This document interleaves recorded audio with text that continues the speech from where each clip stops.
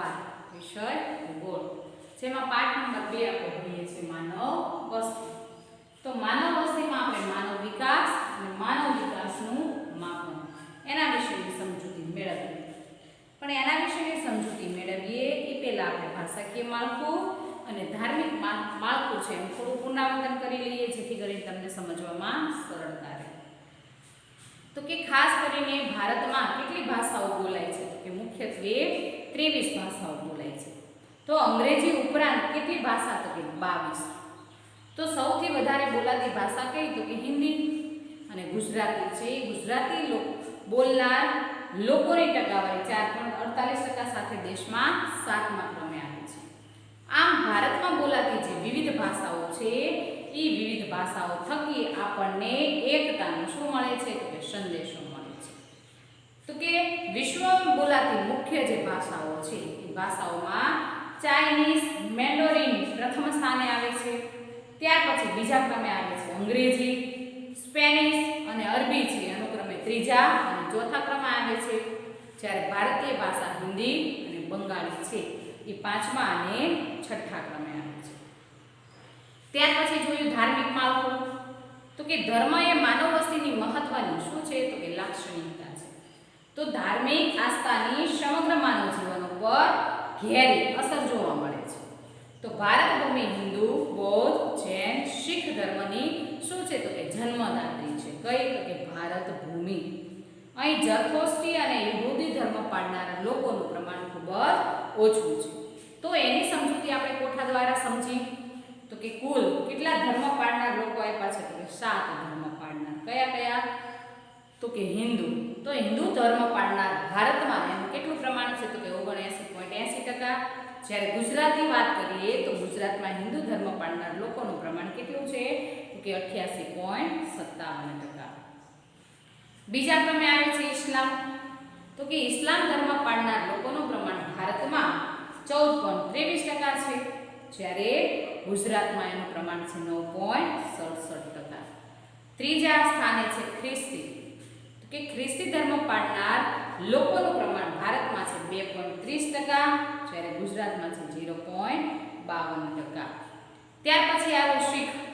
તો કે શીખ ધર્મ પાળનાર લોકોનું પ્રમાણ કેટલું છે? તો કે 1.72% અને ગુજરાતમાં તો કે 0.10%. ત્યાર પછી બૌદ્ધ ધર્મ. તો કે બૌદ્ધ ધર્મ પાળનાર લોકોનું પ્રમાણ ભારતમાં કેટલું છે? તો કે 0.70%. જ્યારે ગુજરાતમાં તો કે 0.05% લોકો છે બૌદ્ધ ધર્મ પાળે છે. એના પછી જૈન ધર્મ. તો કે જૈન ધર્મ પાળનાર લોકોનું પ્રમાણ ભારતમાં તો કે 0.37% છે. જ્યારે ગુજરાતની વાત કરીએ તો 0.96% છે. એના સિવાય અન્ય કોઈ ધર્મ પાળતા હોય તો અન્ય ધર્મ પાળનાર લોકોનું પ્રમાણ ભારતમાં છે 0.66% અને ગુજરાતમાં છે 0.03%. તો આવી રીતે અગાઉના વિડીયોમાં આપણે ભાષાકીય માળખું અને ધાર્મિક માળખા વિશેની સમજૂતી મેળવી. તો હવે બાળકો આ વિડીયો દ્વારા આપણે માનવ વિકાસ અને માનવ વિકાસનું માપન એના વિશેની શું મેળવી લઈએ? તો કે સમજૂતી મેળવી લઈએ. તો કે ખાસ કરીને હવે જોઈએ આપણે માનવ વિકાસ. તો કે માનવ વિકાસ શબ્દ તમે અનેક વાર સાંભળ્યો હશે, પણ તેમાં કઈ કઈ બાબતોનો સમાવેશ થાય છે? એની વાસ્તવિક વિભાવના શું છે? તો તે બાબત વિશે આપણે વધારે વિગતે શું કરીએ? તો કે જાણીએ. તો માનવ વિકાસનો મુખ્ય હેતુ શું? તો કે જીવનની શું વધારવી? તો કે ગુણવત્તા. માનવ વિકાસનો મુખ્ય હેતુ શું? એવો આપણને પરીક્ષામાં પ્રશ્ન પૂછવામાં આવે બાળકો, તો આપણે લખી શકીએ તો કે માનવ વિકાસનો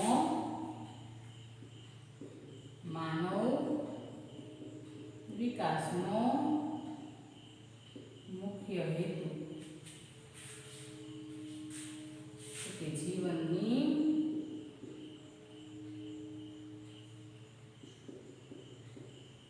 ગુણવત્તાને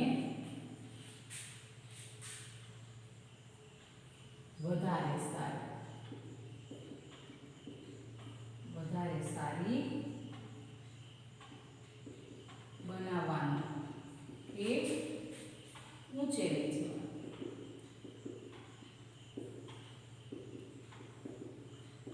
ખાસ કરીને આપણે કહીએ કે માનવી શું કામ વિકાસ સાધે છે પોતાનો, તો કે માનવ વિકાસનો મુખ્ય હેતુ છે જીવનની ગુણવત્તાને વધારે સારી બનાવવાનો કે જીવનની ગુણવત્તાને ઊંચે લઈ જવાનો. તો જીવનની ગુણવત્તાને ઊંચે લઈ જવા માટે શું જોઈએ, તો કે ખોરાક જોઈએ, વસ્ત્ર જોઈએ અને રહેઠાણ. તો આ ત્રણ માનવીની શું છે, તો કે મુખ્ય પાયાની જરૂરિયાત. તો આ મુખ્ય પાયાની જે જરૂરિયાત છે, જરૂરિયાત યોગ્ય રીતે શું થવી પડે, તો કે સંતોષાવી જોઈએ. કઈ કઈ, તો કે ખોરાક, વસ્ત્ર અને રહેઠાણ. ત્યાર પછીના ક્રમે આવે છે આપણું આરોગ્ય, શિક્ષણ, મનોરંજન વગેરે સેવાઓ. તો આ સેવાઓ છે ત્યાર પછીના ક્રમે આવે છે.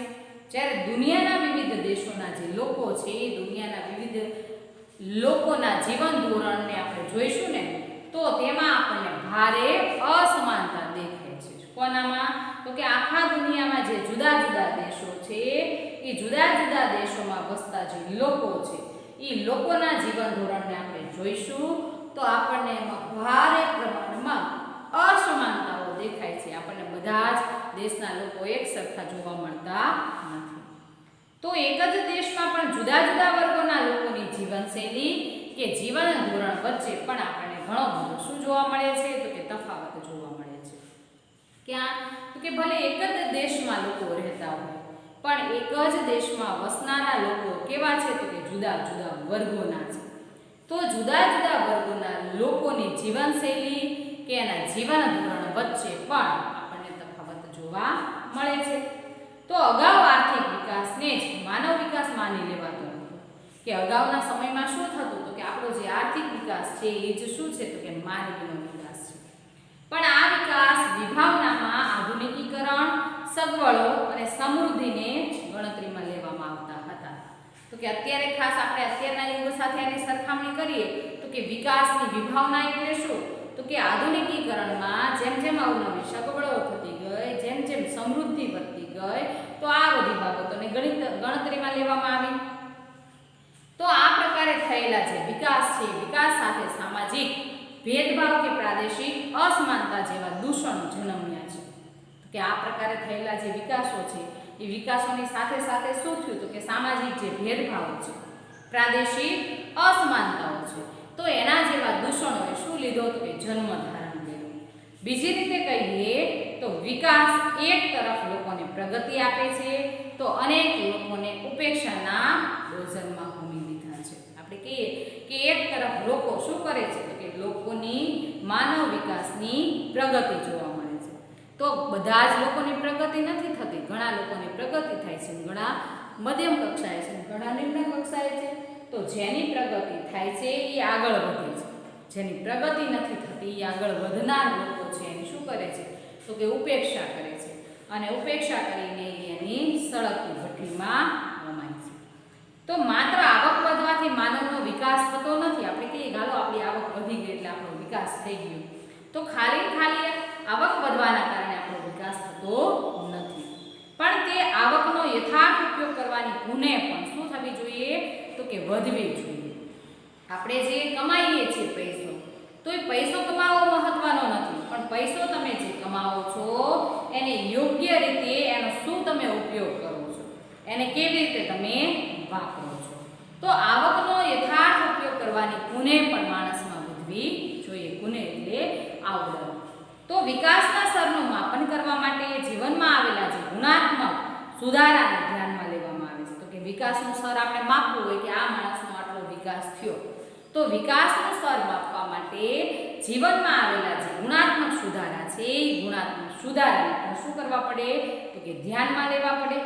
તો માનવ વિકાસ માટે સમાનતા, સ્થિરતા, ઉત્પાદકતા અને સશક્તિકરણ આ ચાર બાબતો કેવી છે, તો કે પાયારૂપ. શું, તો કે માનવ વિકાસ માટે. આપણને આવો પરીક્ષામાં પ્રશ્ન પૂછાય બાળકો તો આવડે કે માનવ વિકાસ માટે સમાનતા, સ્થિરતા, ઉત્પાદકતા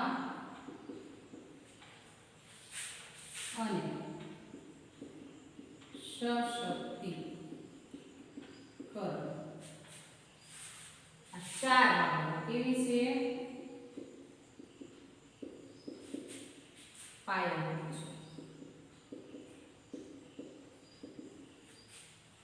વિકાસની એમ પૂછે માનવ વિકાસ માટે કઈ ચાર બાબતો પાયારૂપ છે?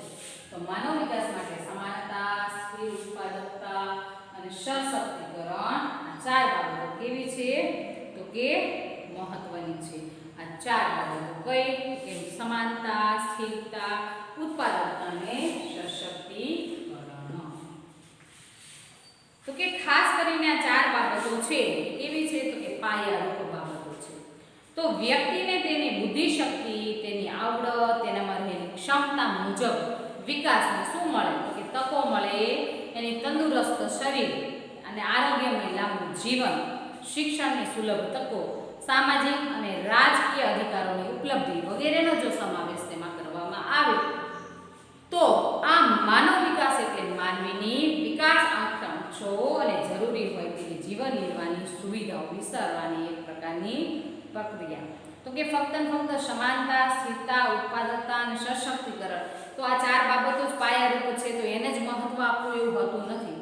પણ એના સિવાય તો કે કઈ કઈ બાબતોને મહત્વ આપવાનું? તો કે માનવીમાં રહેલી એની બુદ્ધિ શક્તિ, એનામાં રહેલી આવડત, એનામાં રહેલી ક્ષમતા મુજબ વિકાસની તકો, તંદુરસ્ત અને આરોગ્યમય લાંબુ જીવન, એને શિક્ષણની કેવી કેવી સુલભ તકો મળે છે, સામાજિક અને રાજકીય અધિકારોની એના માટે કેવી ઉપલબ્ધિ છે. તો આ બધી જ બાબતોનો સમાવેશ શેમાં થાય છે? તો કે માનવ વિકાસમાં. આ માનવ વિકાસ એટલે શું? તો કે આ માનવ વિકાસ એટલે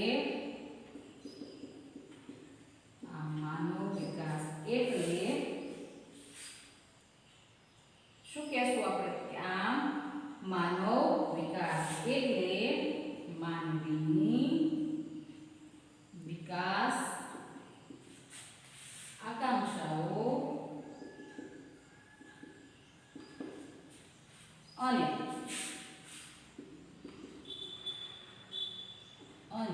જરૂરી હોય તેવી જીવન નિર્વાહની સુવિધાઓ વિસ્તારવાની પ્રક્રિયા.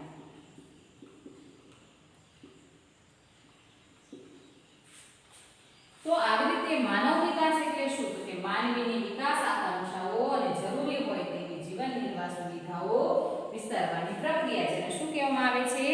માનવ વિકાસ. હવે આપણે જોઈએ માનવ વિકાસનું માપન. તો કે માનવ વિકાસની સંકલ્પના અને તેના માપનની જુદી જુદી આપણને શું આપવામાં આવી છે? તો કે પ્રવિધિઓ એટલે કે પદ્ધતિઓ આપવામાં આવી છે. તો ભારતીય મૂળના નોબેલ પારિતોષિકથી સન્માનિત થયેલા જે અર્થશાસ્ત્રી છે તો અર્થશાસ્ત્રીનું નામ શું? તો કે અમર્ત્ય સેન.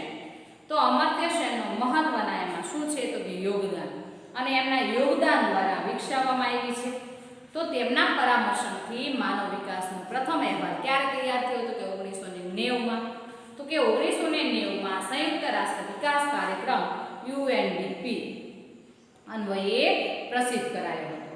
તો આ અહેવાલ દર વર્ષે પ્રગટ કરાય છે.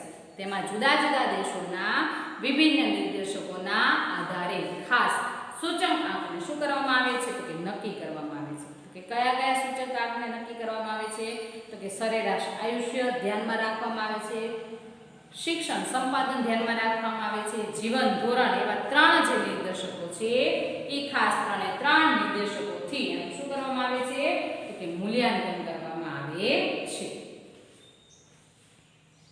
તો અહીંયા બાળકો આપણે માનવ વિકાસ, તો કે માનવ વિકાસ એટલે શું? તો કે માનવ વિકાસનો મુખ્ય હેતુ જીવનની ગુણવત્તાને વધારે સારી બનાવવાનો કે ઊંચે લઈ જવાનો એનો શું છે? તો કે ખાસ હેતુ છે. કોનો? તો કે માનવ વિકાસનો. માનવ વિકાસ માટે કઈ કઈ બાબતો પાયારૂપ ગણાય? તો કે સમાનતા, સ્થિરતા, ઉત્પાદકતા અને સશક્તિકરણ. તો આ જે ચાર બાબતો છે એ ચાર બાબતોને પાયારૂપ ગણવામાં આવે છે. ત્યાર પછી માનવ વિકાસ એટલે શું? તો કે માનવ વિકાસ એટલે માનવીની વિકાસ આકાંક્ષાઓ અને જરૂરી હોય તેવી જીવન નિર્વાહની સુવિધાઓ વિસ્તારવાની શું એ પ્રક્રિયા, જેને આપણે શું કહીએ છીએ? માનવ વિકાસ કહીએ છીએ. તો ત્યાર પછી આપણે જોયું માનવ વિકાસનું માપન. તો કે માનવ વિકાસના માપન માટે ખાસ કરીને સરેરાશ આયુષ્યને ધ્યાનમાં લેવામાં આવ્યું છે, શિક્ષણ સંપાદનને ધ્યાનમાં લેવામાં આવ્યું છે અને આપણા જીવનના ધોરણો એમાં 3 જે નિર્દેશકો છે એ નિર્દેશકો દ્વારા એનું શું કરવામાં આવ્યું છે? મૂલ્યાંકન કરવામાં આવ્યું છે. કોને એનું મૂલ્યાંકન કરવામાં મહત્વનું યોગદાન આપ્યું છે? તો કે પારિતોષિકથી સન્માનિત થયેલા ઇકોનોમિક્સના જે અમર્ત્ય સેન છે એનું મહત્વનું યોગદાન આમાં વિકસાયું છે. તો એમના પરામર્શથી માનવ વિકાસનો પ્રથમ અહેવાલ 1990માં તૈયાર કરવામાં આવ્યો. કોણે કહ્યો? તો કે સંયુક્ત રાષ્ટ્ર વિકાસ કાર્યક્રમ દ્વારા પ્રસિદ્ધ કરવામાં આવ્યો અને ટૂંકું નામ આપવામાં આવ્યું UNDP. તો આવી રીતે એનું ટૂંકું નામ દ્વારા શું કર્યું? તો કે રજૂઆત. તો આ અહેવાલ છે દર વર્ષે પ્રગટ કરાય છે. દર વર્ષે 12 મહિના એક વખત એને પ્રગટ કરવામાં આવે છે. તો જુદા જુદા જે દેશો છે એ દેશોના વિભિન્ન નિર્દેશકોના આધારે એના સૂચકાંકને શું કરવામાં આવે છે? નક્કી. તો સૂચકાંક નક્કી કરતી વખતે કઈ કઈ બાબતોને ખાસ ધ્યાનમાં લેવામાં આવે છે? તો એ બાબતો વિશે હવે આપણે આના પછીના ટોપિક દ્વારા કે વિડીયો દ્વારા ભણીશું. અહીંયા આપણે માનવ વિકાસ અને માનવ વિકાસનું માપન એની સમજૂતી મેળવી. તો હવે બાળકો આપણે અહીંયા આ ટોપિકને પૂર્ણ કરીએ છીએ અને નવા વિડીયોમાં નવા ટોપિક સાથે મળીશું.